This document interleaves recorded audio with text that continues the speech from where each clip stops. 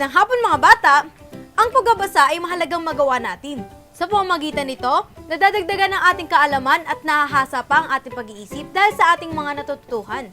At mas masarap magbasa kung maayos ang librong ginagamit natin. Kaya tara, pagandahin na natin ang ating libro. Ang kailangan nating materials ay color papers, cartolina,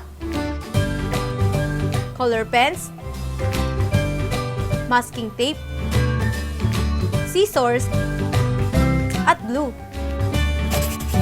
Makinig at manood mabuti at ihanda na ang mga gamit para makapagsimula na tayo.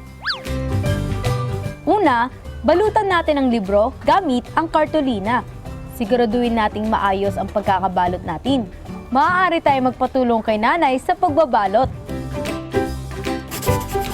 Sunod, hatiin natin sa 4 na bahagi ang color paper.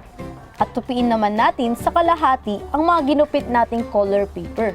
Gumawa tayo ng ganito, gamit ang iba't ibang kulay. Kapag kumpleto na ang mga kulay na kailangan natin, pagdikit-dikitin natin ang mga ito ng paikot. Mas maganda kung magkakaiba ng kulay ang gagamitin natin. Sunod, gumawa naman tayo ng isang hugis sa isang color paper. At gamitin natin ang pinag-alisan ng hugis. Idikit natin dito ang mga pinagdikit nating iba't ibang color paper.